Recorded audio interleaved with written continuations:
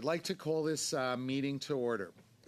Welcome to meeting number 73 of the House of Commons Standing Committee on Foreign Affairs and International Development. Now, before I make a few points, I'd like to welcome some new members that we have this session. Starting from the right, wanted to welcome the Honourable Omar Al-Gabra to the committee. Wanted to welcome Ms. Sophie Chattel to our committee. Ms. Elizabeth Briere is here on behalf of another member, but welcome nonetheless. Great to have you today. To my left, we have one new member, as I understand, which is someone we previously had the privilege of working on in this committee, but he is now back, and that is Mr. Ziad Abultaif. Welcome, Mr. Abultaif. And I think that takes care of the members. In addition to that, I'm sure you have all noticed that we do have a new clerk. We're very, very grateful to have Ms. Danielle Widmer with us for this session. She is a grizzled veteran, if I may say so, so great to have you here. In terms of analysts, we are very, very fortunate that we have the same analysts we previously had. However, Mr. Sikorsky, BJ, is here today. Ms. Allison Goody also remains with our committee, but unfortunately today she wasn't feeling well. So just thought I'd provide those preliminary remarks. Now, today's meeting is taking place in a hybrid format pursuant to the House Order of June 23rd, 2022. Members are attending in person in the room and remotely using the Zoom application. I'd like to make a few comments for the benefit of our witnesses as well as the members. Before speaking, please do wait until I recognize you by name. For those participating by video conference, do click on the microphone icon to activate your mic, and please mute yourselves when you are not speaking. Those in the room, your mic will be controlled as normal by the Proceedings and Verification Officer. You may speak in the official language of your choice. Interpretation services are available for this meeting. Although this room is equipped with a powerful audio system, feedback events can occur. So these can be extremely harmful to interpreters and cause serious injuries. So I would ask all members to be mindful of that. The most common cause of sound feedback is an earpiece worn too close to a microphone. So please do pay attention to that. A reminder that all comments should be addressed through the chair. For members in the room, if you wish to speak, please do raise your hands. For those participating by video conference, please use the raise hand function, and the clerk and I will manage the speaking order. In accordance with the committee's routine motion concerning connection tests for witnesses, I have been informed by the clerk that all witnesses appearing virtually have completed the required connection tests in advance of the meeting. Now, I do understand that as a procedural matter, the first order of business is the election of vice chairs. So I will turn to the clerk to kindly take care of that issue. Pursuant to Standing Order 1062, the first vice chair must be a member of the official opposition. I am now prepared to receive motions for the first vice chair. Can I nominate MP Chong for the position of vice chair? It has been moved by Mr. Abultaif that Mr. Chong be elected as first vice chair of the committee. Are there any further motions? Seeing none, is it the pleasure of the committee to adopt the motion? I declare the motion carried and Mr. Chung duly elected the first vice chair of the committee. Congratulations. Okay, so we're good to go on that. Now we will revert back to our study of the sanctions regime in Canada. Yes. Monsieur le Président, compte tenu des événements des Mr. Chair, on account of the events of the last few days and last few months, and considering that we have a study on the situation taking place in the old Karabakh, I would like that we plan at least 2 meetings to study what is going on there. In the same vein, Mr. Chair, we made a request to move to Yerevan and Baku, and that request, for reasons I do not yet understand, was denied by the official opposition. I know that the Parliamentary Assembly for the OCE has to meet in Yerevan, and that trip was authorized. And I also know that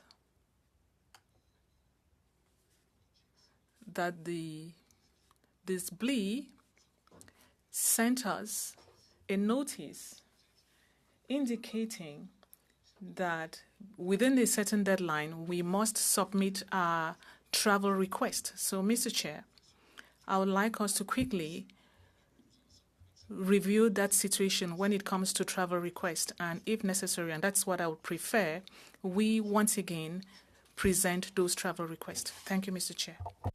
Thank you very much, Mr. Bergeron. I understand Mr. Oliphant.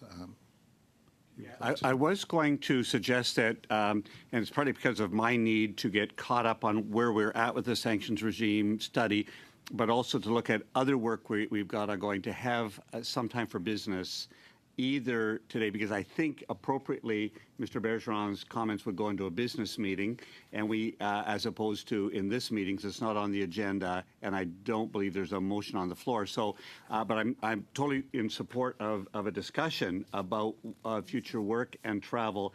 But I think we need to have it in a business meeting, and I don't know whether we have time, and is it respectful for our witnesses today to take 10 minutes out of that, or do we put that at the first of our next meeting? But I'm happy to take some time out of today's meeting at the end to do some business, but I'm also willing to listen to the committee and do it at the first of the next meeting. Thank you, Mr. Oliphant. So I will remind the members that we do have meetings scheduled for today, and we have witnesses, as well as Wednesday as well. However, the preliminary calendar that has been distributed to all the members, it was, should everyone agree, we can set aside time on Wednesday after hearing from the witnesses to sort through what the priorities of the members are in terms of studies going forward. Is that agreeable to all the members? On Wednesday, we will set time aside. Okay. One last thing, and I don't know how everyone feels about this. You will all recall that we do have an ongoing study on the situation in Ukraine. It's been a while since we have looked to that. We have looked into that study. So for next Monday, for the purposes of instructing the clerk, would everyone want us to schedule next Monday one session on the situation in Ukraine, or is it the opinion of the members that yes, Mr. Just curious, Chair, what were you thinking for witnesses for that meeting? Were you just bringing in department officials for a briefing, or? Well, as you know, we now have a new ambassador that has been appointed to Ukraine. So if we could hear from the ambassador, that would be very helpful. But in the event, for whatever reason, the ambassador is not available, perhaps we'll ask officials to provide us an update, unless someone has a better suggestion. Yes, Ms. McPherson. Thank you. Just a couple things. First of all, we have not received a calendar. I don't know if that's just my team, but I have not received a calendar. I was under the impression I misspoke. I do apologize, and the clerk said it had not been sent out. So if you give me a second.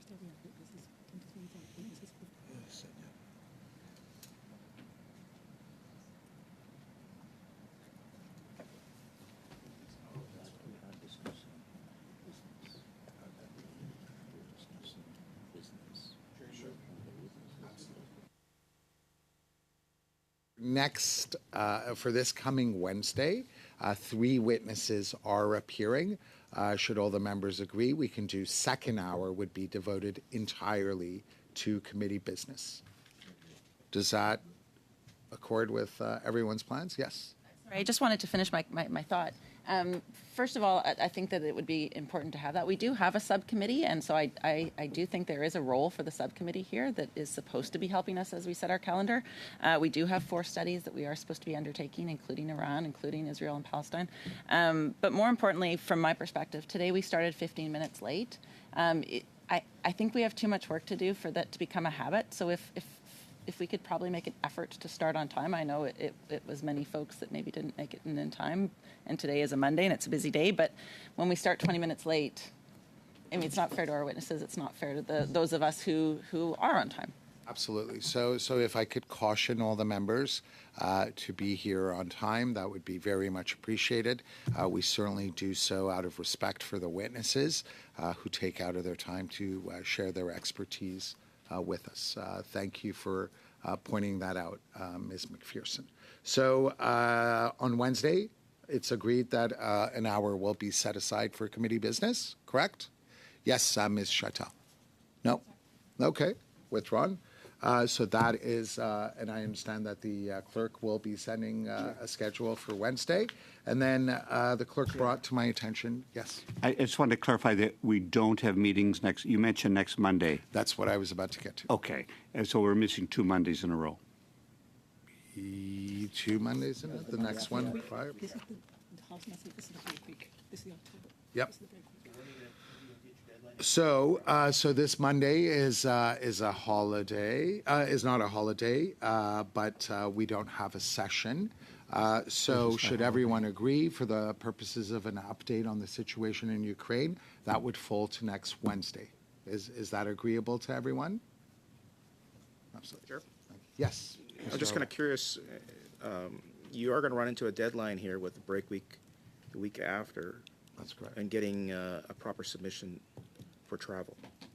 When do you have to have that submission in place? The submission is not due till October, late October, memory serves, but when is it? It's November 10th. but that's November So you have 10th lots is the deadline for that. But we will have ample opportunity to discuss that on Wednesday as well. Yep. Okay.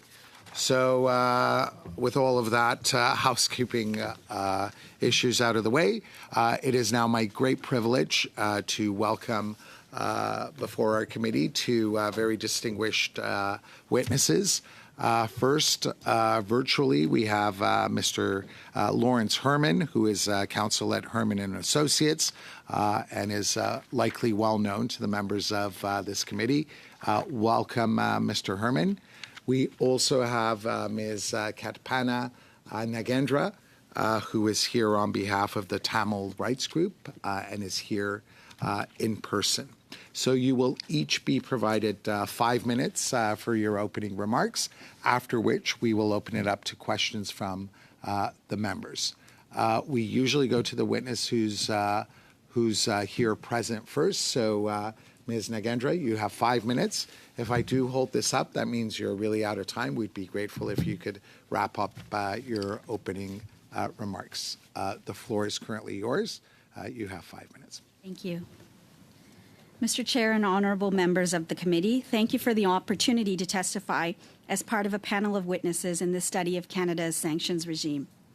Tamil Rights Group is a not-for-profit human rights organization acting globally to support Ulam Tamils.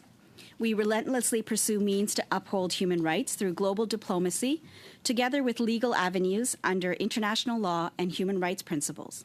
In November 2021, TRG submitted a major communication under Article 15 of the Rome Statute to the International Criminal Court, requesting a preliminary examination into crimes against humanity committed against Ulam Tamils within territories of state parties to the ICC.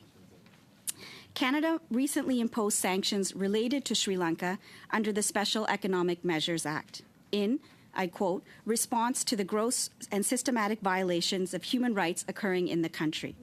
Sanctioned under CIMA were 4 Sri Lankan state officials who were responsible for gross human rights violations which occurred during 1983 to 2009 and afterwards. This was a great step in exposing the atrocity crimes, including genocide, that Tamils have been facing at least since 1948, and including the anti-Tamil pogrom of 1983, and most recently the 2009 Mullawaikal massacre. Numerous Tamils, including women, children, and surrendered unarmed militants were brutally murdered in the massacre, and death toll estimates range anywhere from 40,000 to 150,000. I am here today not only as a representative of Tamil Rights Group, but also a victim of the 1983 riots, which forced my family to migrate to Canada in 1985. Today, I would like to highlight TRG's view on Canada's sanctions regime and provide recommendations on how Canada can further strengthen the current regime. These recommendations are made in consultation with our legal advisors, David Mattis and Sarah Teach. Our first recommendation centers around greater transparency and more involvement from civil society and NGOs. We feel that there should be a clear and formalized pathway for NGOs to communicate requests to implement sanctions. NGOs can also access a wide variety of evidence that can help outline chain of command and identify perpetrators of gross human rights violations. Global Affairs should be working more closely with our group and others in the identification of evidence and perpetrators to be sanctioned. Second, more needs to be done to support justice efforts of Tamils, both in the form of additional sanctions and additional accountability efforts through various international justice mechanisms. This need is evident from realities on the ground. Sri Lankan officials continue to arbitrarily detain individuals under the Draconian Prevention of Terrorism Act. There is a continued military presence in the north and east of Sri Lanka, and individuals are prevented from participating in peaceful demonstration and acts of memorialization. Most recently, in the wake of alarming discoveries of multiple mass graves, the Sri Lankan government refuses to allow independent and international investigations and is willfully destroying evidence. These continued abuses highlight the need to expand the current sanctions. The vast majority of Sri Lankan officials with responsibility for gross human rights violations are still not held to account. Pervasive impunity encourages continued abuses. To combat this, sanctions must be extended to numerous additional personnel with responsibility for human rights violations, and any assets held by sanctioned individuals in Canada should be repurposed to compensate victims. Canada should also engage multilaterally to press for sanctions to be implemented in further jurisdictions. Canada should be investigating how it may be inadvertently undermining its own sanctions regime by still providing funds to the Sri Lankan military through agencies like the IMF and the World Bank. Further, targeted sanctions on their own are not enough. The utilization of the Magnitsky Act, or CIMA, is one tool among many that, when used in concert, may provide meaningful measures of justice and accountability. The utilization of international justice mechanisms is important. Sri Lanka and Canada are both state parties to numerous treaties, including the Genocide Convention and the Convention Against Torture, that enable the International Court of Justice to settle disputes.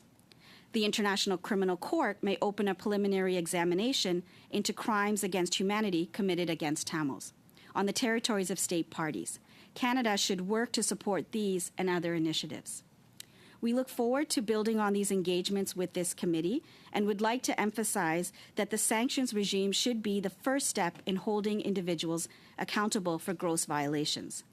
Canada needs to explore and implement additional measures, as this was also the recommendation of the United Nations High Commissioner's comprehensive report in 2022 that cited TRG's ICC submission. On behalf of Tamil Rights Group, thank you, and I look forward to your questions.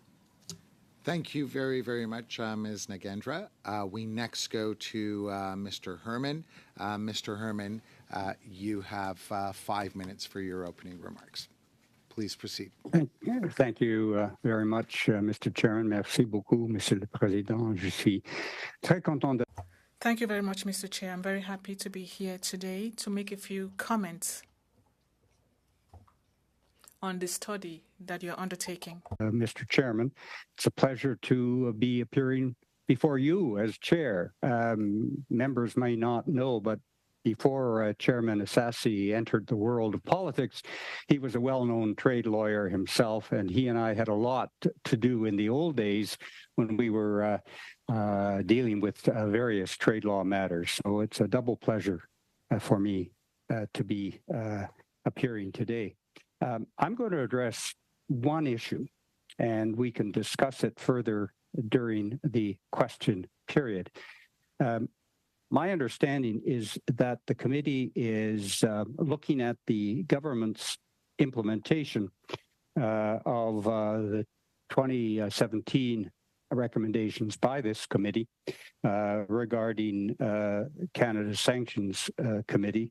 The standing order talks about the committee reviewing the government's implementation of the recommendations in the 2017 report.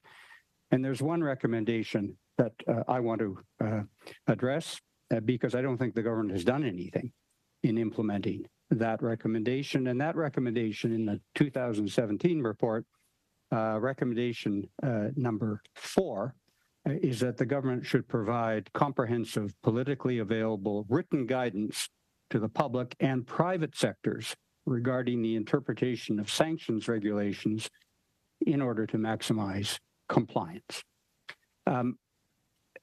If you stand back and think about sanctions, they have, in the last number of years, emerged as a major element in our international relations, affecting business relations, commercial transactions in a major way. And the private sector, the business community, is in need of greater transparency and greater guidance from the government itself.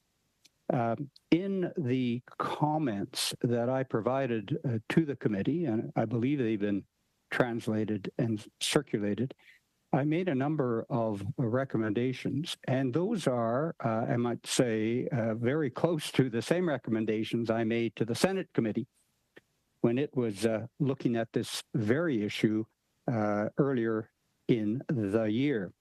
And I set out a number of points that the government could address in making the sanctions regime more transparent, more understandable, and providing some necessary guidance to the business community that are often dealing with this very tricky and increasingly complex area of sanctions. And those, I won't read them, those are before the committee, but there is a need for follow-up to the 2017 report. The same recommendations are made in the Senate committee report of May of this year.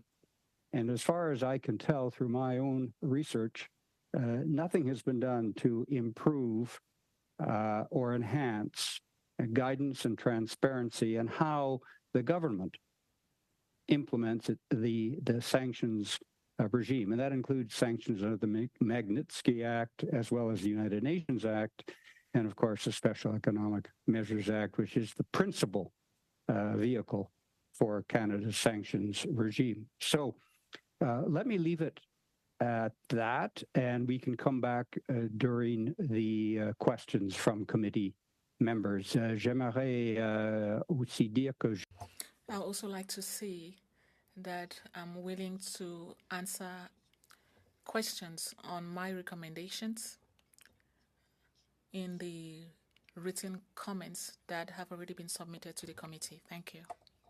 Very much, Mr. Herman. We will now go to questions from the members. First, we have Mr. Chong. For this round, each member will be provided 5 minutes. Mr. Chong. Thank you, Mr. Chair. I'd like to direct my questions to Mr. Herman. Mr. Herman, nice to finally meet you, albeit not in person, but virtually. I just have your brief in front of me, and I'd like to focus on what you've talked about, which is enforcement. We can enact all the sanctions we want, but if they're not being enforced, they're of little effect. And as you pointed out, the 2017 report of this committee provided a recommendation to the government. When I look at the Canada Revenue Agency, they have a whole directorate set up to tax rulings and technical interpretations that you can access in order to get complex questions answered that will help guide your tax planning, whether it's for individuals or corporations or trusts.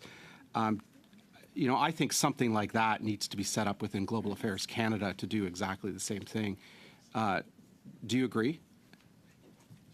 I certainly do agree. I think that to some extent it's a question of resources, but I think within the existing resources in the department, much more could be done to do the same kinds of things as you mentioned, Mr. Chong, that are done by Revenue Canada, by the CRA, and I should say the Canada Border Services Agency, when they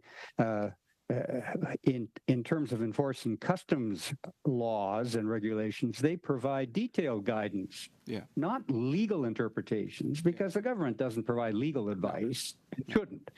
But certainly the government could do, or the Global Affairs could do much more to approximate the same sorts of things that the Canada Border Services Agency or that Finance Canada does in terms of some policy guidance, which would, as I have to emphasize, these are matters of Canada's interests in international business.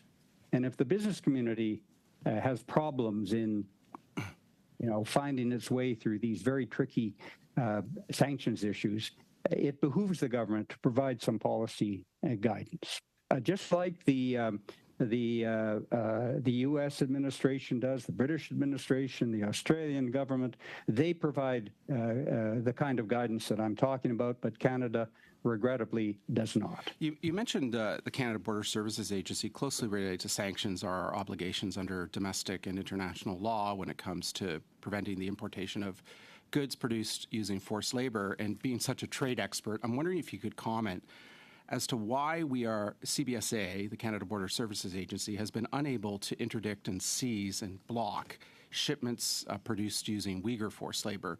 As you know, 23.6 of the CUSMA agreement, which came into force in the summer of 2020, bans under Canadian law the importation of those goods, but to date only one shipment has been seized, and then it was later released to go into Canada. But the Department of U.S. Customs and Border Protection has interdicted and seized and blocked some 2,500 shipments since the USMCA came into force in that country. Why are we unable to match their enforcement levels? Mr. Chong, ultimately comes down to money and resources. I think the CBSA does a very good job within their existing resources of trying to look at, examine, interdict, capture goods coming into the country. But, there are hundreds of thousands of containers that land in Vancouver. And it is very difficult, even, physically very difficult for the Canada Border Services Agency to check all of those and to look at all of the documentation related to those importations. And, look, it's a question of resources. So what do we want to do? How much is the government prepared to allocate to ensure that we can enforce those kinds of sanctions? And I agree with you. It is somewhat embarrassing to see how aggressively the United States, they're the most aggressive when it comes to border matters, but how aggressively they manage to enforce sanctions, and rather how tepid our apparent enforcement is. So I think it's a question of resources. Thank you, Mr. Chair. Thank you, Mr. Chong. We now go to Mr. Zuberi. Mr. Zuberi, you have 5 minutes. Thank you, Mr. Chair. And welcome again to everybody, all the new committee members. I'd like to thank the witnesses for being here today. for taking the time. Just to reset what we're talking about with respect to sanctions regimes, and it's been a long time since we actually discussed this issue a whole summer, and I'm happy that we're coming to a conclusion with respect to this study. When it comes to CIMA, it is a sanctions regime that applies to individuals, entities, and states, that includes an asset freeze. Import exports are also implicated and can be seized and stopped. Also, the Magnitsky essentially is kind of a layer on top of that, which applies to individuals who have committed gross and serious human rights abuses. So it basically applies, it is CIMA, but with a specific application through human rights lens to really target individuals. And so just to kind of reset the room and frame what we're talking about with respect to this study.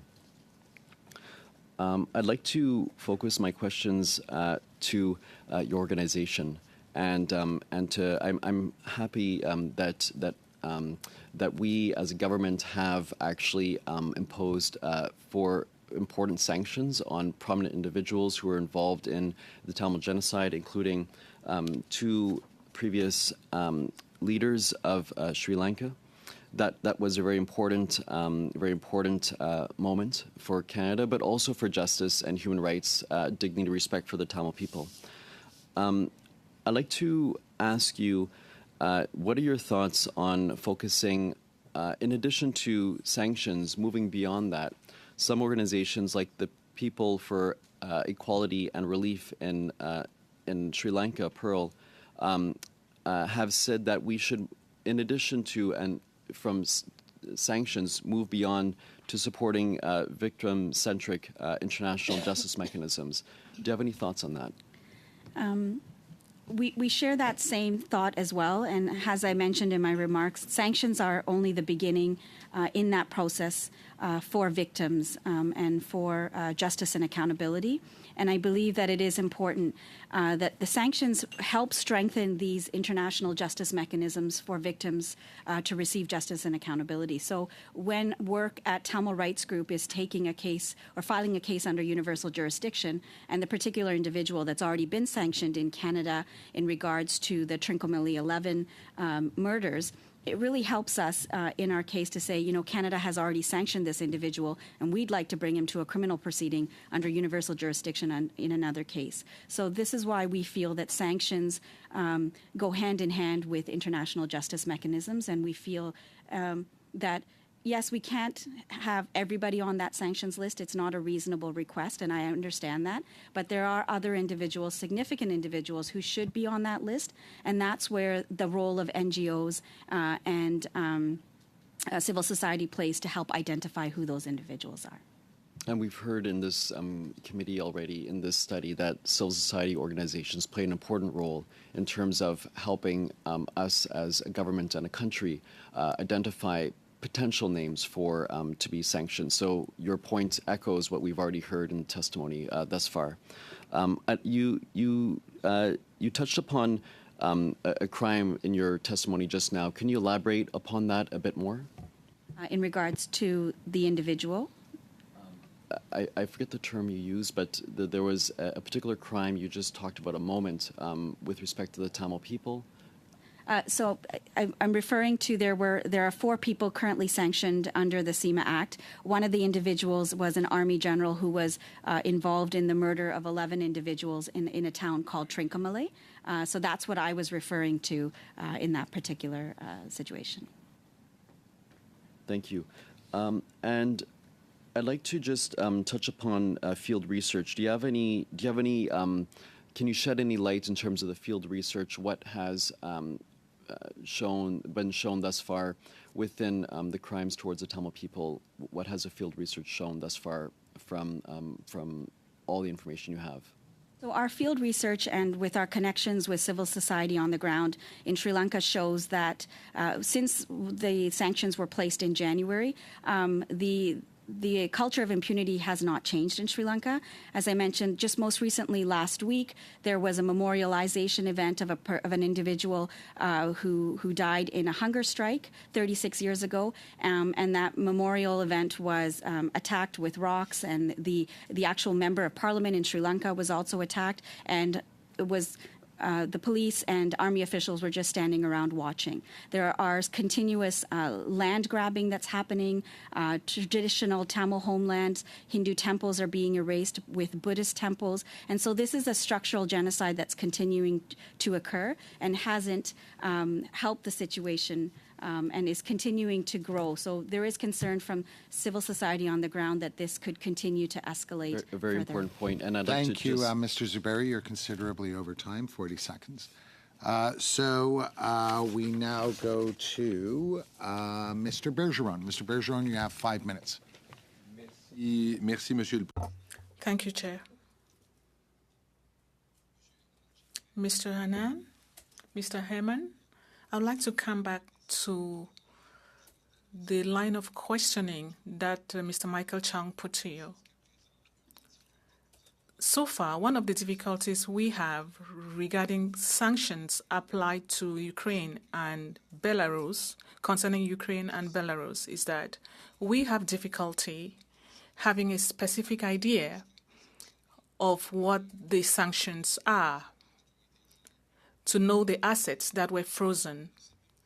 We don't even know if the federal government itself has a precise idea of what was frozen and what was sanctioned and what could eventually be seized. The federal government apparently still doesn't know what to do when it comes to seizing property to contribute to the reconstruction of Ukraine. It's a total mess, apparently. I believe that part of the difficulty is due to the fact that the federal government is literally subcontracting to the banking sector and to private companies the responsibility of applying sanctions. But what we understand from the 2017 study, from what you presented to the Senate committee, is that businesses do not know for sure what they need to do. And when they ask Global Affairs Canada what they have to do, they do not receive any answers. In your opinion,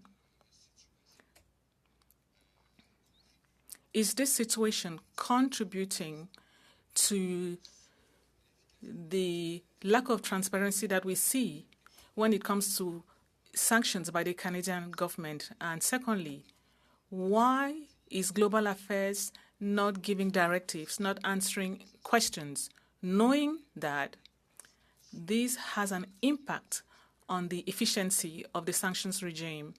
And also, considering the fact that many allies of Canada, it's something you mentioned in your submissions to the Senate committee, Australia, UK, and so on, these countries are coming up with such directives.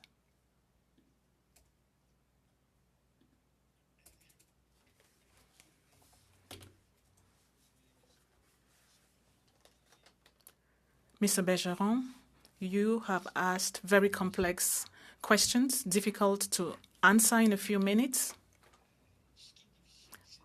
What is difficult is that it's one thing to freeze assets and to come up with sanctions to freeze things like real property, financial property, but that's something else. When we talk about taking them and using them to compensate other people, in my opinion, there should be coordination with the allies, because Canada cannot take the lead, cannot go ahead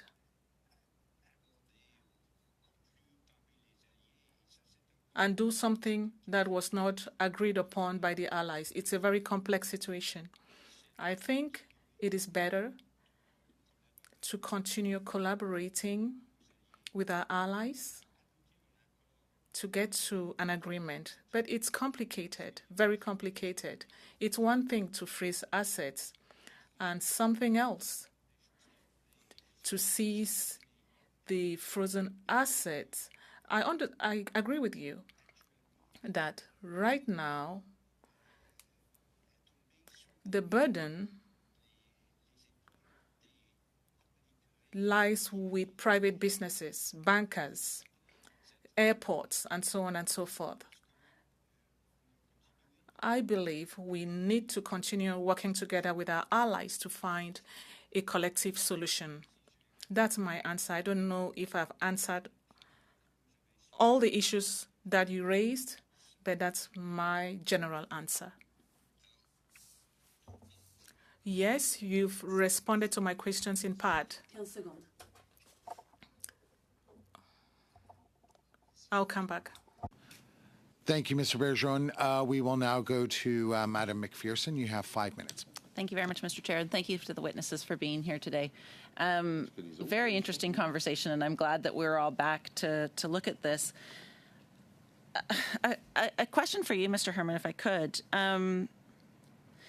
One of the things that we had heard previously is that there were some deep concerns with how the implementation was happening with regards to CBSA, RCMP, Global Affairs Canada, that there was no coordinated effort and there was no understanding of who was the lead in these situations. So I'm hearing from you that, you know, we don't have the resources, we don't have the transparency, we're not allocating, or the government has not allocated what is necessary to make the sanction regime work adequately. We've seen in other countries them doing a much better job of that. And I'm just wondering, like, from your perspective, what would that look like if we did have sufficient resources? Who should be the lead in this? What lessons can we learn from other countries with regards to how this could be implemented? Because right now, you know, I think we've heard from all of our colleagues that there's a real problem with how this is being implemented. Well, Ms. McPherson, we've raised again a number of issues. Look, the government is doing a reasonable job in attempting to coordinate the application of sanctions. It's not perfect, but I think there's a sensitivity within government to the need for a more comprehensive approach. The resources issue is a little bit different because I was really addressing the resources that CBSA has to deal with imports of, say, goods from regimes like China in the Xinjiang area. That's a little bit different. That concerns CBSA. I don't know what the answer is in terms of a much more comprehensive approach. In the U.S., for example, they have extensive interagency arrangements so that OFAC, the Office of Foreign Asset Controls, which enforces sanctions in the United States, part of the Treasury Department, coordinates with the Commerce Department and the State Department, I think, in a better way than we do in Canada. One of the problems, and it's a practical problem, is that sanctions have really emerged as a major factor in our international business relations within the last number of years. And the war in Ukraine has brought all of these things out. China as well, in recent years, has been the focus of Canadian sanctions. So we're a little bit in government. My sense is government is a little bit behind the curve in bringing up to date its system for enforcement of sanctions and export controls and all of those things that affect the business community in a major way. And so that's why this committee, in my view, is vital in terms of addressing those aspects of the 2017 report, such as providing guidance and more transparency and better coordination than it has. So I see this committee as performing a very important job. And as well, again, I have to emphasize that the Senate report addresses a lot of these points as well. And it was issued in May, and it details how the government could do a better job. And my approach is the private sector are the ones who bear the burden of these sanctions, and they need to be better informed, not in terms of legal advice, because you can't do that in government, but policy advice, how the government approaches its sanctions regime. So that would be my answer, and I'm hoping the committee can address some of these points in its report. Well, I expect that many of the recommendations that come forward from this study will echo the recommendations we saw in 2017 and again from the Senate committee.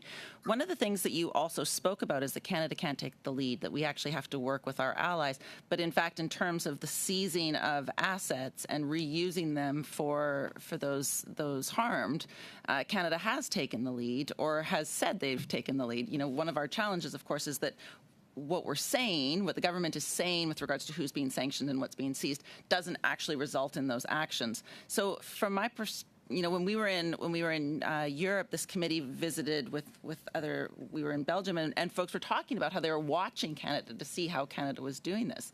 From my perspective, we haven't done a very good job of that. Is that because we have stepped out, or is that because we just haven't set up the systems in place to make that an effective program? If I could just ask for a very brief response, would be very grateful. We're over time. Yeah, I'm sorry, Mr. Chairman. I think it's a question of coordinating with our allies, and frankly, the United States is the critical ally when it comes to sanctions. Thank you. Thank you. We now go to Mr. Abeltaif. For this round, we will each receive 3 minutes, with the exception of the block member and the NDP. 3 minutes. Thank you, Chair, and thanks to the witnesses. Quick questions. Mr. Herman, you've mentioned that a system.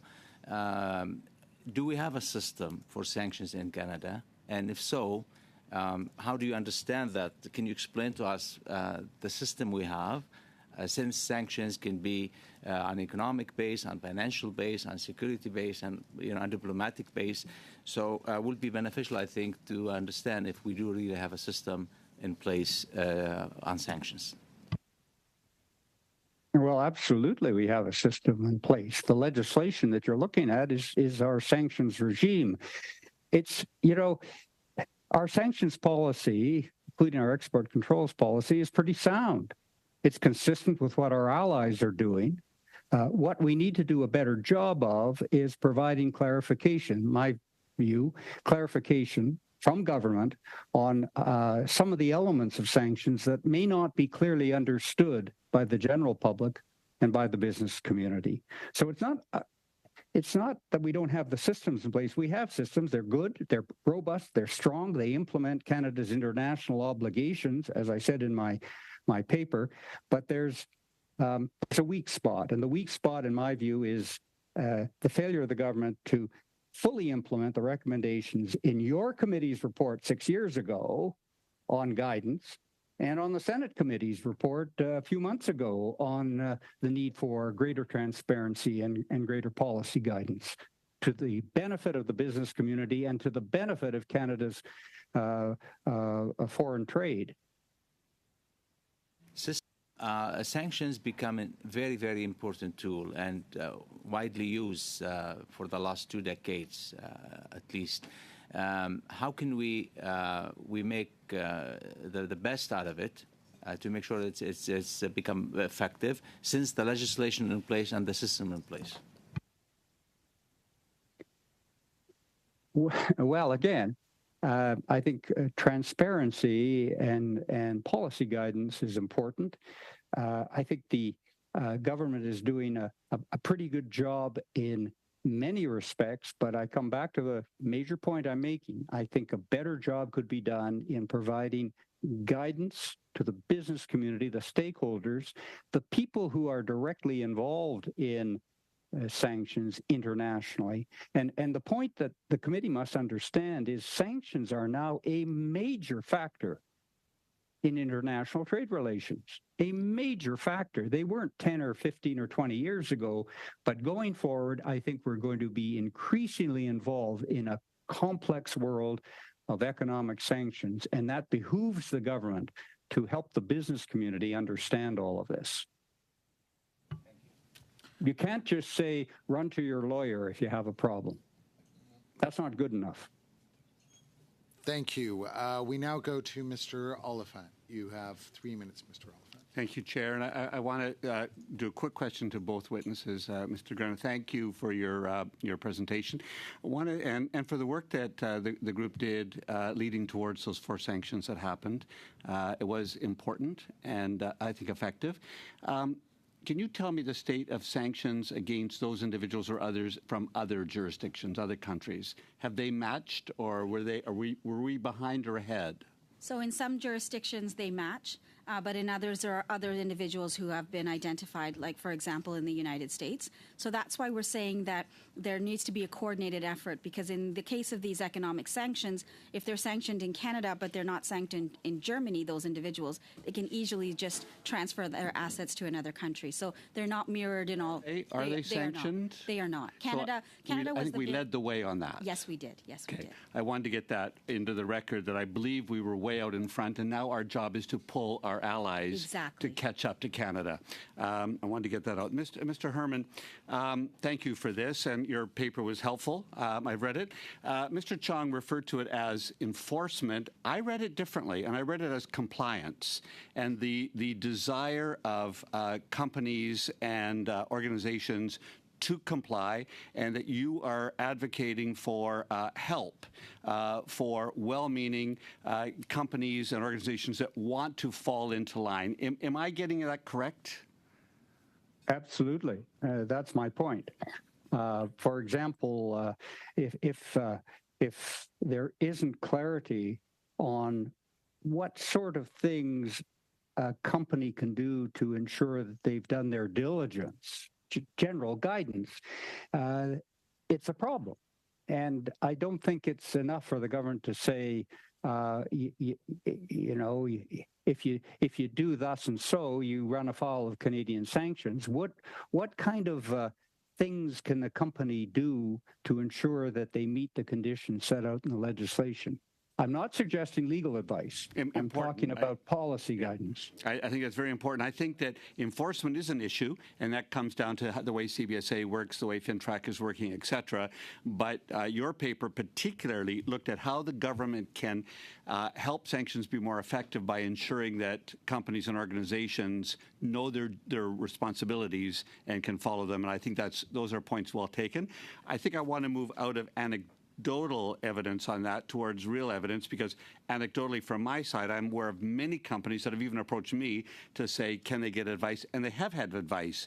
They've had directives from the government about what they can and can't do, usually reactive as opposed to proactive. So it seems to me what you are suggesting is that the government moves out of a reactive mode into a proactive mode to make sure that we do that. Is that a correct understanding of what you're saying? A very brief response. Okay, Sorry, thank you. 15 seconds remain. He was fast. Thank you. So we now go to Mr. Bergeron. Mr. Bergeron, you have a minute and a half. Merci, Monsieur Herman. Thank you, Mr. Herman. You answered one of my other questions when you were responding to my colleague, Madam McPherson. So I'll be very brief because I do not have enough time. In your opinion, why is the Canadian government so reluctant to come up with directives, whereas other allies are doing so regularly? In my opinion, it's a bureaucratic issue.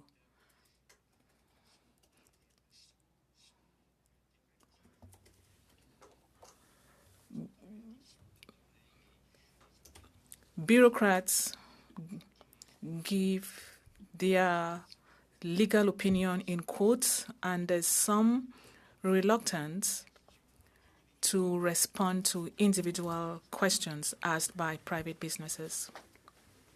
In my opinion, the solution is not difficult. We could go ahead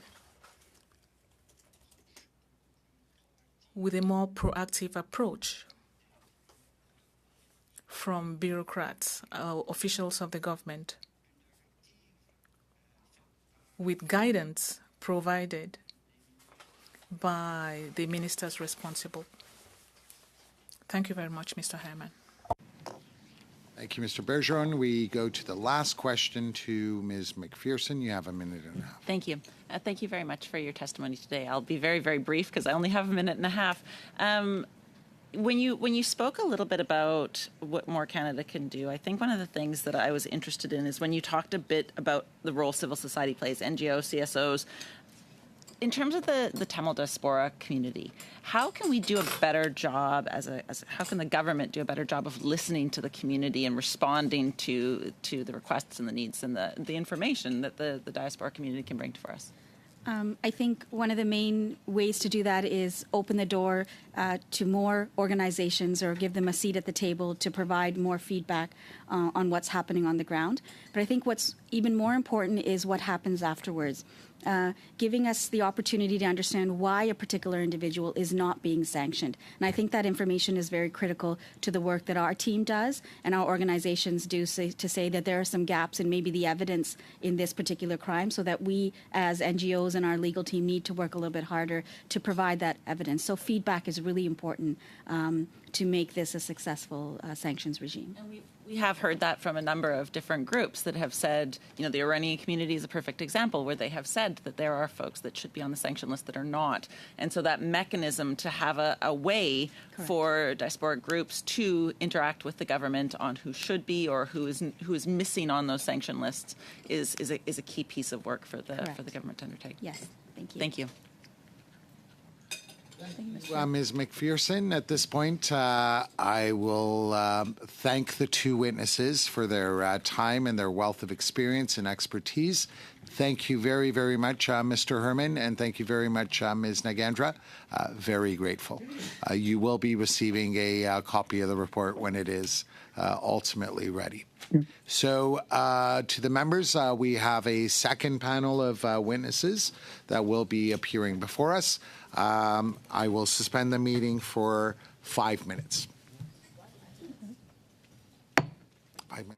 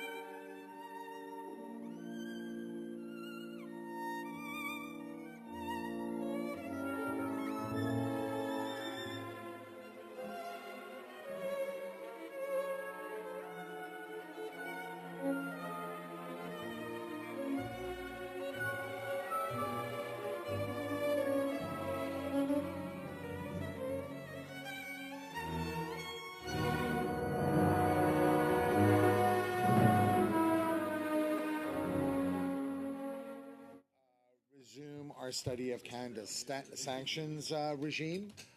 Allow me to welcome the witnesses that have appeared before us. First in person, we have with us here Professor Thomas Junot from the University of Ottawa. He is a witness who has appeared before us previously and is well known as a media commentator as well. In addition to Professor Junot from the Canadian Red Cross, we have Ms. Catherine Gribben, who is Senior Legal Advisor. Welcome, Ms. Gribben.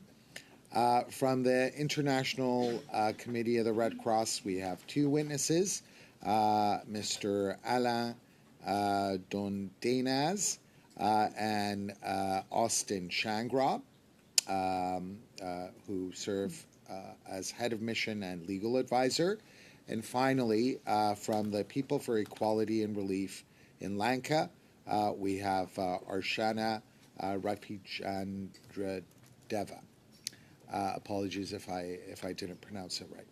So each witness will be provided 5 minutes. I understand that the Canadian Red Cross and the International Committee of the Red Cross want to do one 5-minute opening remark, which is perfectly fine. So we will first go to Professor Junot for his opening remarks for 5 minutes. And I would just ask that all the witnesses do look over every once in a while. This is a sign that your 5 minutes are up. Professor Junot, the floor is yours. Thank you very much. Thank you very much for the chance to speak with you today. So to begin, I want to specify that I am not an expert on sanctions in the technical sense, but what I will do is share with you 6 lessons that I've drawn from watching sanctions on Iran from Canada, from the US, from allies for more than 15 years, first at the Department of National Defense and now at the University of Ottawa. So lesson number 1 is that sanctions are easy to announce but hard to implement, and I see that that's an issue that was discussed before. Monitoring and enforcing sanctions is very labor intensive, and Canada has a reputation among our friends but also among rivals for not enforcing sanctions well. Part of the reason is a lack of resources, part of the reason is a lack of political will. So while I share in many cases the intent of the government or opposition parties to impose more sanctions on Iran, Russia, or others, whether through CIMA, Magnitsky, or other tools, I do invite the committee to reflect on the reality that we already cannot fulfill our current commitments, let alone new ones.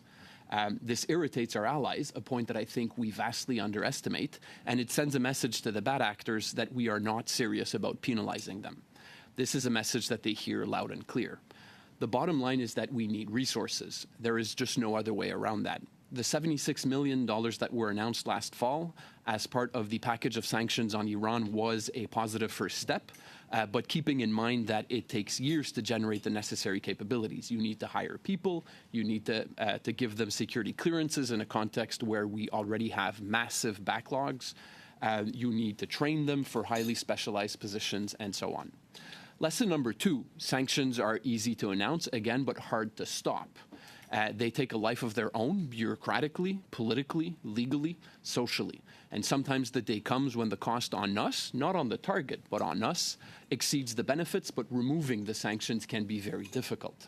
So as you reflect on the future of sanctions, I also urge you to think about processes to remove sanctions. When it becomes in our interest to do that, to avoid tying the hands of future governments, even though sometimes that may be tempting. Lesson number 3, sanctions, especially the sweeping kind, often have negative unintended consequences. In particular, looking at the Iran case, they can entrench authoritarianism and corruption.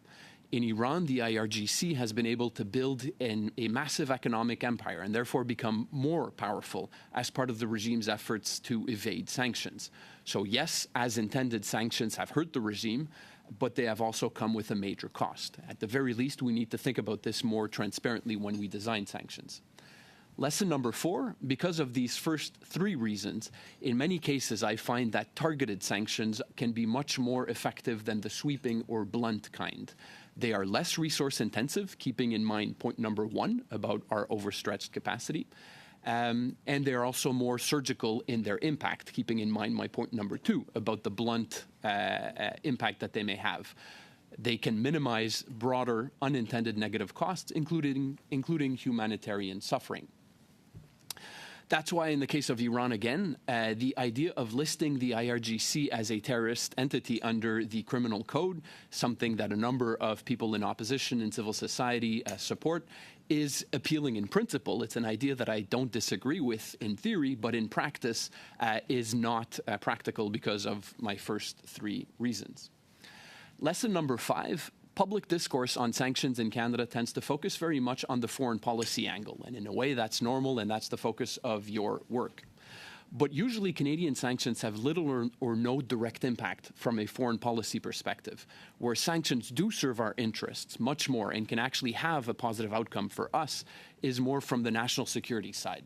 Again, on the Iranian case, we are not going to change Iranian foreign policy with our sanctions.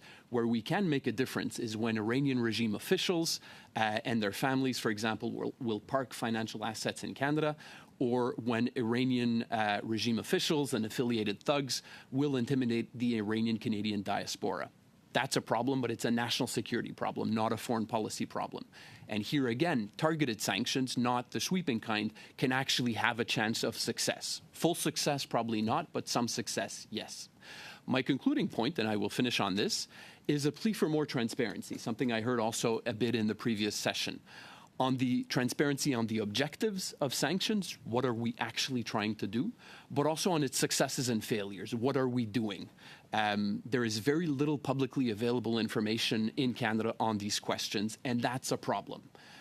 This lack of transparency prevents a more informed public debate, which is a problem on its own, but it also makes the work of civil society and the media and academia more difficult in trying to hold the government to account on what sanctions are achieving and not achieving. And on this, thank you. Thank you, Professor Jeannot. We will now go to the International Committee of the Red Cross and the Canadian Red Cross. You have 5 minutes for your remarks. Thank you, Mr. Chair, and thank you to the committee for the invitation to the International Committee of the Red Cross to share our views and experiences in relation to intersection of sanctions and humanitarian action. The ICRC is part of the broader Red Cross and Red Crescent movement comprising the ICRC, the International Federation of the Red Cross and National Societies such as the Canadian Red Cross. Both the ICRC and the Canadian Red Cross provided written submissions to the committee for its studies, and I'm joined today by my colleagues, as we mentioned before, Austin Changro and Catherine Gribin from the Canadian Red Cross. We appreciate the opportunity to appear today before the committee representing the Red Cross and Red Crescent movement. As a neutral, independent, and impartial humanitarian organization, the ICRC carries out humanitarian activities throughout the world to reach vulnerable populations affected by armed conflict and other situations of violence, including in contexts where sanctions apply. Over the past years, the ICRC has noted an increase in sanctions and counterterrorism-related regulations in contexts where we operate. While we do not question the legitimacy of states and international organizations to employ such measures, we believe they must include safeguards to minimize any adverse impact on the ability of impartial humanitarian organizations to respond to the need of persons affected by armed conflicts and other situations of violence in accordance with humanitarian principles. The ICRC has been engaging with states at the national, regional, and multilateral level in an effort to ensure that sanctions are developed in line with their obligations under international humanitarian law and in a manner that does not impede principled humanitarian action. The ICRC believes that well-framed and standing humanitarian carve-outs for exclusively humanitarian activities undertaken by impartial humanitarian organizations in line with international law, including IHL, are the most appropriate way to comply with international law and facilitate humanitarian activities without undermining the objectives of the sanctions regimes. Adoption at the end of last year of the standing humanitarian carve-out across all UN sanctions regimes in the United Nations Security Council Resolutions 2664 demonstrate the acceptance of this approach for facilitating humanitarian activities. Since its adoption, the ICRC has been urging all states to fully implement UN Security Council Resolution 2664 and adopt appropriate domestic measures to give it full legal effect. The ICRC welcomes Canada's implementation a few months ago of the humanitarian carve-out in 2664, along with humanitarian carve-out in UN Security Council Resolution 2616 in the United Nations Act sanctions. Sanctions can impact humanitarian organizations in various ways, often leading to operational delays, or limitation on humanitarian activities. The ICRC has faced the following impacts from sanctions. The first one, private sector de-risking and over-compliance. Humanitarian organizations rely upon private sector actors, such as suppliers and financial institutions, to carry out humanitarian activities. However, private sector actors have become increasingly hesitant to support humanitarian activities in certain contexts because of sanction risks, particularly in contexts where there are overlapping sanctions regimes. Even where there may be humanitarian carve-outs in sanctions in place, many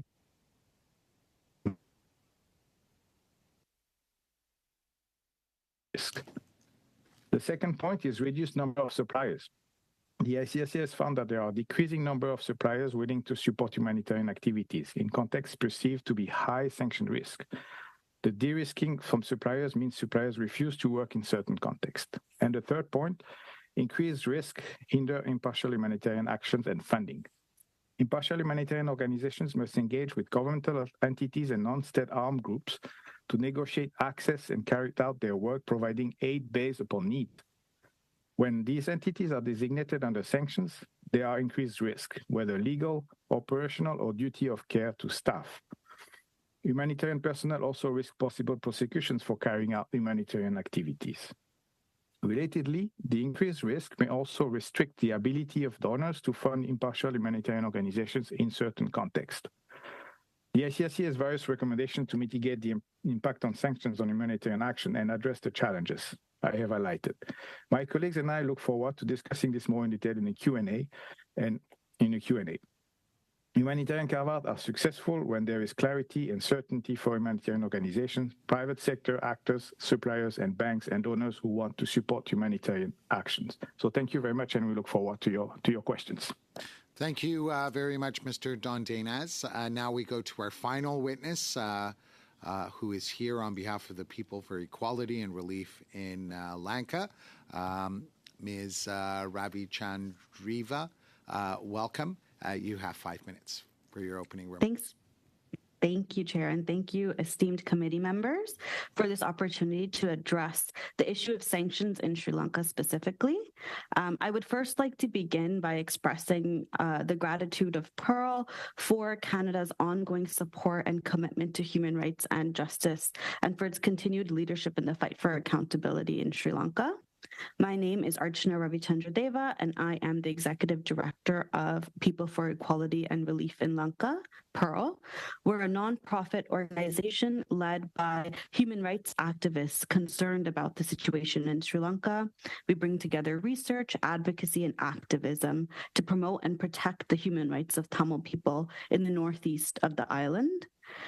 Despite overwhelming evidence of the Sri Lankan government committing war crimes, crimes against humanity, and genocide of the Tamil people, especially in the final stages of the 26-year-long armed conflict, Sri Lanka is yet to deliver on any justice or accountability.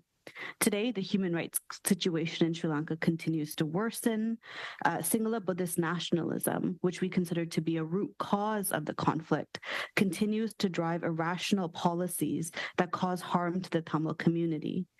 Issues of militarization remain high in Tamil areas in the Northeast, and Tamil politicians, activists, and civil society advocating for justice and accountability continue to experience significant constraints on their advocacy.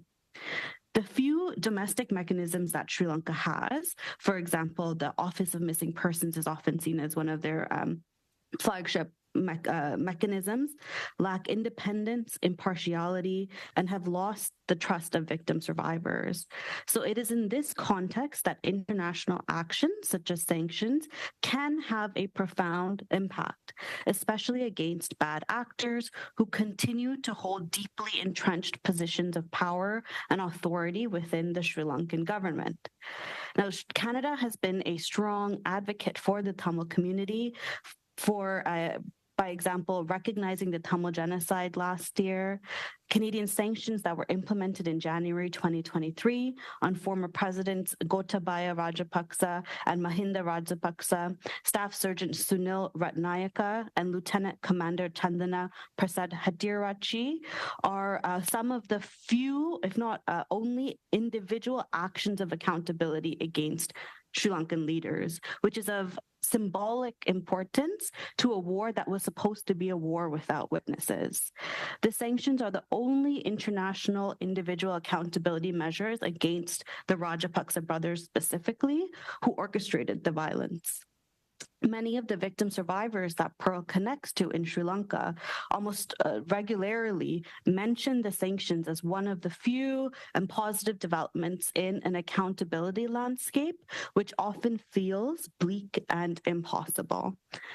However, we must recognize that current sanctions are just a starting point, and it's crucial to expand the list of individuals and entities subject to sanctions, including Magnitsky-style sanctions, for those responsible for the war crimes, crimes against humanity, genocide, and other human rights abuses committed during the armed conflict. We also have to acknowledge that sanctions are not the be-all and end-all and are likely to be unsuccessful in the absence of other measures. So Pearl robustly advocates for sanctions to be supported with Canadian engagement in other areas, such as international justice efforts, including through universal jurisdiction, international courts, etc., to develop a multilateral approach to justice. I'd also like to speak really briefly about the process in which Pearl engages in advocacy in Canada and how the system can be bettered for other advocacy organizations as it relates to sanctions. So we began connecting with representatives and having meetings with Global Affairs Canada for several years before the sanctions were confirmed, along with many other Tamil organizations. And for example, there's often a lack of clarity about whether we focus sanctions advocacy under the Special Economic Measures Act or the Magnitsky Act, whether our advocacy with global affairs has been translating across other departments, including, for example, the Department of Justice, and what kinds of information need to be shared or gathered from advocacy organizations to support the effort, as well as the greater need to understand the difference between the sanctions regime on one side and the IRPA on the other, which has its own internal mechanisms against allowing individuals accused of human rights violations into the country. And during the process of our advocacy, there was also sometimes a lack of information about what the impact and implementation of these sanctions would be once implemented. And so I wanted to take some time from the perspective of an advocacy organization to talk about the importance of greater cohesion and consistency in terms of applying the existing sanctions regime and how to work together, more guidance and policy framework. I think a witness before spoke about policy information for organizations and activists to engage in advocacy around sanctions, and how to make sanctions more effective in their implementation after the initial proclamation. So thank you, Mr. Chair, and the rest of the committee members. I'm happy to answer any questions on this. Thank you. Thank you very much. We now go to the members. For the first round, each member will be provided 4 minutes, and we start off with MP Yep. Thank you, Mr. Chair, and thank you to the witnesses for your excellent testimony. I'm going to begin with Dr. Juneau. Your testimony outlined a number of very specific recommendations, and I appreciated that. I'm going to get to an overarching question, and we heard from testimony from the previous panel, from yourself as well, the call for more resources.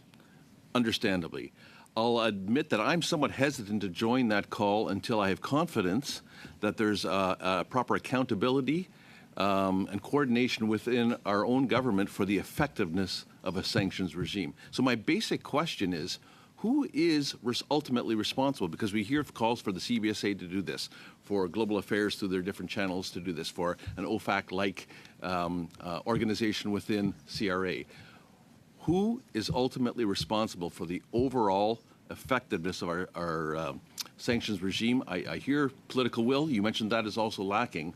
But in order to bring that about, where do we point? That is a very, very good question. I think that touches on a lot of the points that I mentioned and that were mentioned by other speakers today, and from what I heard from the previous session too. I think that notably touches on the issue of transparency, because based on public information, it's actually a bit difficult to answer your question specifically. There's a lot that we don't know publicly to provide a specific answer. So my first point to answer your question would be that I would be equally curious to hear somebody from the government answering that question because I wouldn't know how to fully answer it. The second point that I would mention specifically on the role of GAC, and this touches on a lot of other issues too. I would support formally giving global affairs a stronger role in coordinating sanctions. The OFAC model that you mentioned is a model, but the American system is so different than ours, not just because of its sheer size, but because it's a different system of government. So it's not a complete analogy. But there remains the idea that OFAC plays a very strong coordinating role that GAC cannot play because of silos within our system, because of the difficulties in sharing information with CBSA, our CMP, others involved in monitoring and enforcing sanctions. So I think part of the answer would be to give GAC greater tools to be able to do exactly what you suggested. As a follow-up, the U.S. did respond to 9/11 with the creation of Homeland Security, and if I can paraphrase what I'm hearing, you're saying somewhat give GAC more like of a Homeland-like security across agencies. Am I correct in understanding? Well, the Homeland Security analogy is a bit different, but it's a different situation. But the model I'm after. The model, in a way, as part of the package of $76 million that was announced last fall that I referred to. We know very little publicly of what is the plan to spend that money.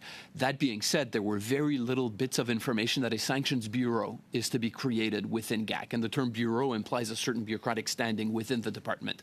I think that's a first step, but exactly how much coordinating power, how much gathering power, how much authority to bang heads and cajole and coerce departments to share information and work together is not clear to me, but I hope it's more than right now.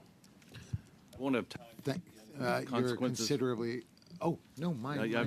I won't have time to get into the unintended consequences, and I'll leave that for others. But you also mentioned the unwinding of sanctions. So would a more centralized or a more powerful entity that has responsibility, would that also help with the potential unwinding of sanctions once their cost benefit is exceeded?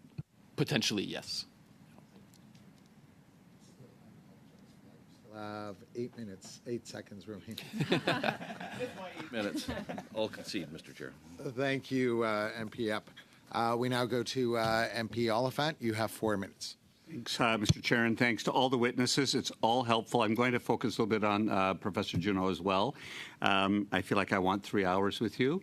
I did read your testimony before the Senate committee a few months ago that was studying the same issue, and what is and you echoed it today again. 2 questions. The first is about the power of sanctions, or the possibility of sanctions entrenching authoritarian power. Just wanted you to dig into that a little bit to help me understand what you really mean there. I know you use the example of the, we have sanctioned IRGC, we have listed the CUDS group, and how is this happening? And it ties in as well, I believe, to broadcast untargeted sanctions as well as targeted individuals, and a little bit more on that. In fact, I'm going to give you the time to do that for me. Okay, so that's a good question. There's a lot of literature on the intended and unintended consequences of sanctions. The intended one being to weaken the adversary and hopefully change its behavior. In many cases, the behavior doesn't change, but at least you weaken it by literally strangulating it, commercially, financially, politically, militarily, and so on. That's true. And in the case of Iran and Russia and others, that's an important aspect of it. There's also huge literature on the unintended consequences of sanctions. One side is the humanitarian side, discussed previously. I'll put that one aside. It matters a lot, but it's not my expertise. The other one is on the economic side. So what Iran has done over the years is to develop tremendous skill at evading sanctions. By the way, one of the really interesting but poorly understood consequences of this is lessons learned sharing among authoritarian sanctioned states on how to better evade sanctions. Iran, North Korea, for example, and now with Russia since Ukraine, there's a lot of lessons learned being shared between these states on how to evade sanctions. And that's a big problem, and I don't know what we can do about it.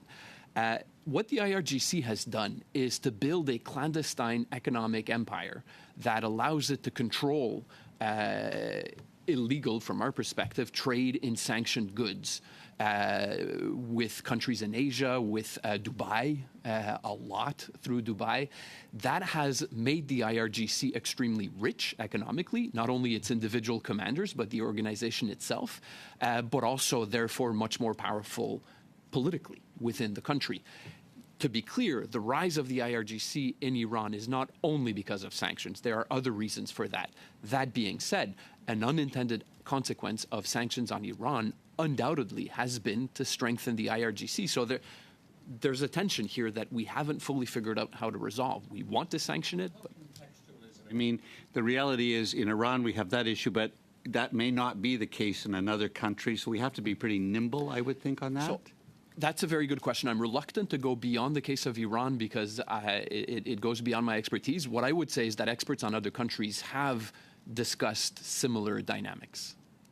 Good. Successes and failures.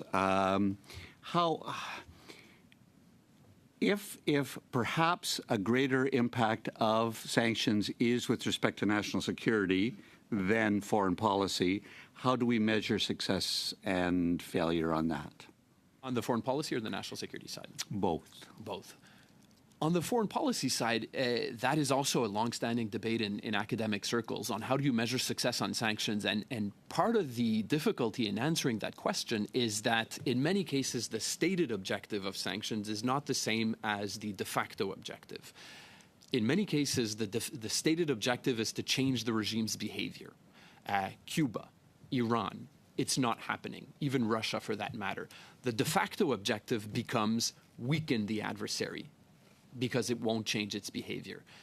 That can be measured, but it's very difficult. In the case of Iran, one of the never-ending debates is Iran's economy is struggling in many ways. Negative economic growth, double-digit inflation, very high unemployment. How much of that is because of sanctions? How much is because of mismanagement? Very hard. Thank you. Yes. Just ask the witness if there's any, not too many, relevant articles that you could send to us that would be helpful. Thank you, Mr. Oliphant. We now go to Mr. Bergeron. You have 4 minutes, Mr. Bergeron. Mr. Chair, we hardly listen to Moliere's language in this space. I would have really loved you to speak French, or at least speak a few words in French. I recognize your right to speak in the official language of your choice, Mr. Junot. In response to one of the questions that were asked, you talked about the office that Global Affairs should create. That announcement was made about a year ago, in October last year. Don't you find it strange or even symptomatic that almost a year later, we still do not have any details concerning the opening of the famous sanctions office at Global Affairs? Absolutely. That is why when I concluded my remarks, the last thing I said was asking for greater transparency. It's a problem that has to do with sanctions. As you said, about the $76 million, we really do not have details. What's the plan? How is it going to be spent? Are there additional authorizations and so on and so forth? And it's a general problem when it comes to national security, defense, and foreign policy, the absence of transparency. It's not only a problem because universities would like to have more information. It's a problem when it comes to accountability. Lack of information makes the job of civil society and the media more difficult to hold the government to account. So it's something that we have difficulty doing. The Raoul Wallenberg Center, in its submissions to this committee, said Canadian legislation should make supervision a responsibility of Parliament, in your opinion, and civil society. So in your opinion, how can civil society and Parliament better supervise the enforcement of the sanctions regime? And how could they be supervised when the sanctions are in place? These are excellent questions. First of all, when it comes to the role of civil society and Parliament, I could include that in the list, We could also have the private sector, the media, universities. Part of their role is to hold the government to account, and it's very difficult to do so when we have very little information on what is working and what is not working. We have access to the list of individuals and entities that are sanctioned, but little more than that, even when it comes to the basic objectives, the role of the office, and so on. The problem of accountability is a major one, and it's one that goes beyond the sanctions regime. When it comes to designations, I hesitate to go further because it's a more technical aspect that it's not my area of expertise. Generally speaking, global affairs, the government, national defense do not have a solid commitment tradition when it comes to functioning with the external world. And by that, I mean civil society and others to consult, to seek ideas, be it for designations and other aspects. It's not something that we do very well here in Ottawa. Let's come back to efficiency. Before the Senate committee, you mentioned that we need to find out whether sanctions had an impact on the 2015 regulations. Could we arrive at any conclusions after the fundamental question you asked about Iran's attitude following the US's withdrawal and the restoration of sanctions by the United States? It's very complicated for me to answer that quickly. There's no doubt that sanctions really hurt Iran, in spite of the advantages we mentioned when we answered the other question, and it pushed Iran to negotiate. But today the situation has changed. Iran is able to develop what they're calling a resistance economy that is enabling it to avoid sanctions. Iran is trading with Asian countries, not just China, other countries like Malaysia and others. So they have diversified and they are more resistant towards sanctions, as was the case in the past. Thank you very much. To Ms. McPherson, you have 4 minutes. Thank you very much, Mr. Chair, and thank you very much for the testimony today. Mr. Juneau, I think everybody has asked you many questions, so I do just want to echo the testimony you've given us that we don't have the resources, that transparency is not there. I, in fact, have asked order paper questions and has brought it up as a point of privilege because I can't get information as a parliamentarian on our sanction regime. Obviously terrified to hear you so clearly state that not only are our allies disappointed in Canada's response or enforcement, but rather that those being sanctioned don't see it as a impediment, I guess. But I think what I'd like to do today is ask some questions of our colleagues from the Red Cross and the ICRC. If possible, could you tell us a little bit more information about the impacts of sanctions on humanitarian access in Syria? So we've seen calls to lift sanctions in order to reach more people with life-saving assistance, but that feels wrong considering that we know that the Assad regime is continuing to perpetrate crimes against the Syrian people. How do we find ways to reconcile our sanction obligations, our enforcement of sanctions, with our international humanitarian law obligations? Thank you very much. My colleague Alain will take the lead on that. Yeah, thank you so much for the question. I think Syria, I mean, it's a very complex situation. It's a very difficult situation to work in, notwithstanding the sanctions regimes around it. So from an ICRC perspective and from humanitarian response as well, it's very challenging area. And also we have, on top of that, now we have had this natural disaster, the earthquake, that is adding a layer to it. So I will let my colleague Austin to start with answering those questions, and then maybe Catherine at the end you can jump in and see what are the implications that you face responding to the earthquake in Syria as well. So maybe over to you, Austin, and then we can continue from there. Thank you. Great. Thank you for the question and complimenting Alain. I think Syria is a good example of where we see the challenges that come up with private sector de-risking, those issues we mentioned in our opening statement with banks, suppliers, logistics companies that we rely upon to carry out our work. And that's because in Syria, you have a situation where you have very numerous overlapping sanctions regimes, counterterrorism regulations for many countries that are in place. And that leads to a lot of confusion of what's allowed, what's not allowed, if there are humanitarian carve-outs in place, what can be supported and when. And so what we see there is this, that results in delays for humanitarian organizations like the ICRC to be able to procure items that are desperately needed for humanitarian response, to have funding sent to the country, to our offices, to be able to, again, facilitate our activities.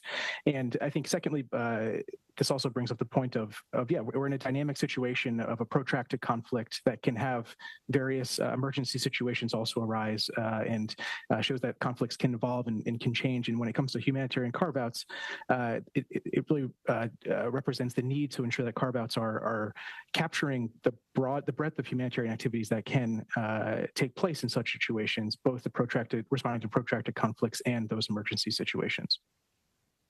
Sorry, just to interrupt. Can I, when you respond, could you also talk a little bit about C-41? So you know the challenges that the New Democratic Party had with C-41.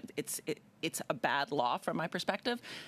We did get that humanitarian carve-out included, but it is still incredibly onerous. Could you talk about your experience with that as you answer? Sure. Yeah. No, absolutely. And thank you very much. Echoing the comments of my colleague. So if I can build on what Austin said, where we have experienced the impact of sanctions is that the very people that we're concerned about protecting, so the civilian population who are really at the hands of the individuals, you're speaking about the designated groups, the designated individuals, the governments themselves, the civilian population is greatly impacted by those same people. And so what we are speaking about when it comes to that notion of a carve-out is not to run interference at all with the sanctions working, towards the end that it is aspiring to do, but rather create the space for humanitarian organizations. And exactly as my colleague Austin had said, is for us to be able to do so in a timely manner. So I can give an example where we've had colleagues go and work in the response to Syria. And as Austin had mentioned, they had to put aside time in addition to the already very difficult task of figuring out who needed what, organizing all the goods, but then also had to put aside time in order to really navigate every regime internationally that apply to that particular situation. So when there is a clear carve-out, conclude. Pardon me, sorry. If there is a clear carve-out, it delineates and it cuts off that work, and it means our work and efforts can be more spent on the response itself. Thank you. Thank you very much. For the second round, the first two members are provided 3 minutes, and the second two members a minute and a half. And we start off with Mr. Hoback. You have 3 minutes. Mr. Junot, I'm just kind of curious. You talked about our political or our Canada's reputation abroad because of our inability to enforce sanctions. Is there any way to simplify the sanctions so that we can make it simpler to enforce? Is there things we could be doing that we should be looking at that would just simplify the whole process? Thank you. I think one way to answer that question would be to distinguish between sweeping versus targeted sanctions. Sweeping sanctions are sanctions that target a government as a whole or a country as a whole, the economy as a whole. Targeted sanctions target individuals or entities one by one, and you list them. Sweeping sanctions are, and I'm a bit simplifying here, but as a rule of thumb, extremely labor intensive. The demand on the intelligence community, law enforcement, CBSA, and so on is huge because the amount of individuals and entities that they have to monitor and then potentially enforce sanctions on is huge, and we simply don't have the resources for that in a context where, to deal even with non-sanctions issues, we are already overstretched, CSIS, the RCMP, and so on. So as a general rule, I would be very reluctant, not a blanket no, but very reluctant to impose additional sweeping sanctions and very much support the targeted type. Ms. Gibbons, in that light, when the Red Cross is dealing with different countries, when you've got both targeted and sweeping sanctions in place, how do you administer that? And how do you administer sanctions that Canada puts in place in that country versus the US or UK or other places? How do you differentiate? And then do you do substitution? When one country says, no, you can't ship that there, do you say, okay, we won't get it from Canada, we're going to get it from the US or somewhere else? Well, that's an interesting point, and I'll turn to my colleagues as well from the International Committee of the Red Cross. We work as part of a federation and as part of a global movement. So we are always working with our partner national society and all the local law that applies in that particular jurisdiction. So we're subject to that. Obviously, we're also responsible for and subject to Canadian law. And we have the in-house expertise, we have the audit, the planning, the monitoring, evaluation, oversight in order to be able to ensure that our programming, our financial responsibilities, et cetera, were in compliance with Canadian law in order to be able to do that. But as I had just mentioned, Syria was a perfect example where we had goods coming in from all around the world, and we worked with our movement partners in order to be able to navigate that. So you had the staff, including lawyers, in order to be able to do that very analysis that you're speaking about. And I can turn to my colleagues from the... Oh, okay, sorry, go ahead. Do you think food and medical aid should ever be part of sanctions? Pardon me? Do you think food and medical aid should ever be part of sanctions? Should be subject to the exemption? Should always be exempted. Should never be included in a sanction. As a lawyer, I never want to say always. We like the it depends, but at an initial point, yes, absolutely. When you're talking about the delivery of food and medical assistance to the civilian population, those who shouldn't be impacted by the sanctions in the first place, they should absolutely be included. Mr. Junot, would you agree? I agree as a matter of principle, but again, the devil is often in the detail. Another country that I look at a lot is Yemen, and the Houthis, the rebel group who controls northwest Yemen, they have been massively manipulating humanitarian assistance, sending it to their own soldiers, not sending it to... So it does raise really tricky questions. Okay, thanks. We next go to MP Zuberi. You have 3 minutes. Merci, Monsieur Junot. Thank you, Mr. Junot, for being here today. I find your testimony very interesting. And read about you over the years, and I'm happy to see you in front of committee now. Your testimony was really interesting. I wanted to just give you about a minute or so if you want to add anything that you haven't said thus far that you think is new and would help us in our report. Anything new? Different that you want to add? You don't have to. If you don't have it, that's fine. I'm going to ask about, you spoke about the unintended consequences, and we focused a lot on Iran and how we want to engender positive behavior from all states, including Iran and the leadership there. And that's why we've applied important sanctions in different ways. And we want to get to a positive result. You spoke about unintended consequences, which is, I think, really interesting and takes us away from, talking points, catchy headlines, clickbait, etc., slogans that we so often kind of gravitate towards, but we can't get away from. In terms of our diplomatic relations, we have no form of relations with Iran. At one point in time, there were some. There was a point in time when Canadians were asking for some level of some type of conversation or some diplomatic mission, diplomatic presence. While we're not taking away from the crimes that Iranian government is committing against its own people, do you want to add anything on this point at all? I mean, I've been on the record a lot over the years as supporting the idea of reopening embassies in Iran and having Iran reopen its embassy here. I'm firmly of the view that you have to talk to the bad guys. I've written about that a lot. I haven't changed my view in theory. The difference is that now, as of 2023, in practice, it is simply not going to happen. I mean, there was an opening after 2015. The government tried. It didn't succeed for reasons that we could get into in a separate conversation. But basically, that ship has sailed, and it is not going to happen for the foreseeable future. Thank you. And I asked that question in the interest of getting to what is best and helpful for the people of Iran and all those fighting for freedom, justice, and equity. I'll cede my time to the committee. Thank you. So we now go to MP Bergeron. MP at Bergeron, you have a minute and a half. Merci, Monsieur le Président. Thank you, Chair.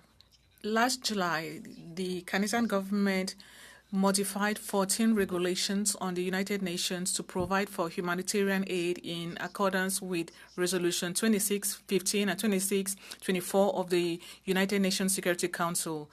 The Canadian government was asked to review all these sanctions regimes. Specifically, for the benefit of members of this committee, what will this standardization of exemptions in all sanctions regime consist of?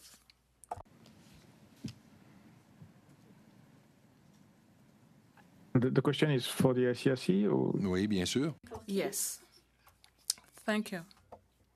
And then clarify the questions.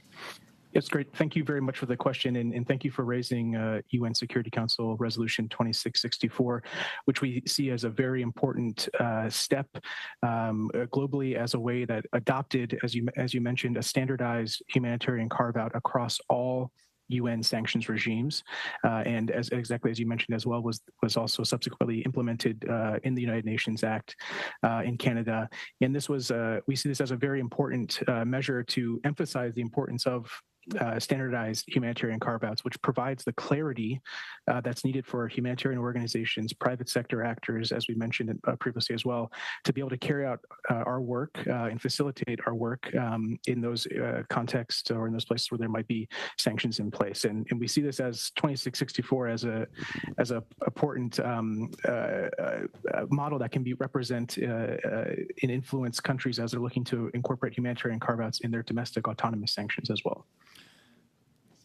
Thank you. We go for the final question to MP McPherson. You have a minute. Thank you very much, Mr. Chair. I want to dive into this humanitarian carve-out piece a little bit more. I recognize what we just heard about the need for standardized humanitarian carve-outs. Obviously, that's not the case that's happening in Canada right now with C-41.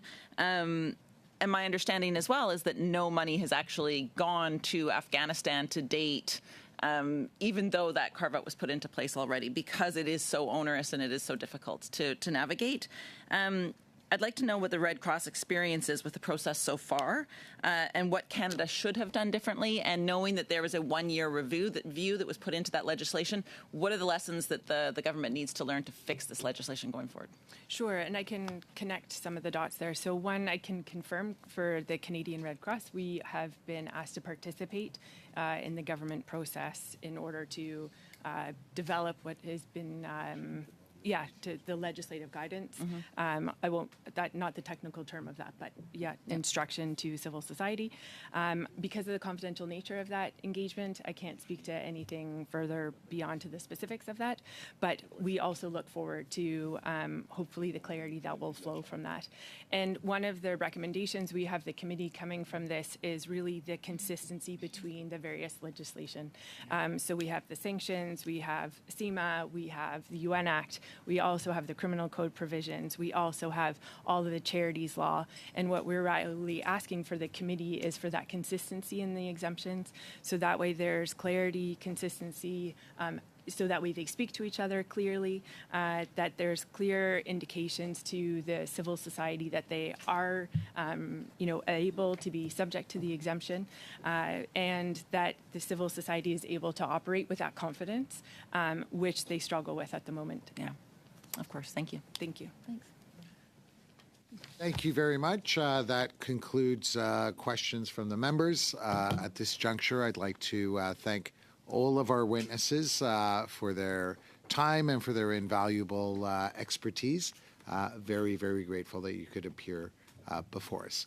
Before I adjourn, I just want to remind everyone that next week we will continue on with the study of sanctions. But I think for committee business, we're going to have to go with 45 minutes as opposed to an hour, because it just came to my attention that 4 witnesses will be appearing. So for the first hour and 15 minutes, we'll hear from those witnesses and then go to committee business. This, if everyone agrees, this meeting stands adjourned. Adjourned.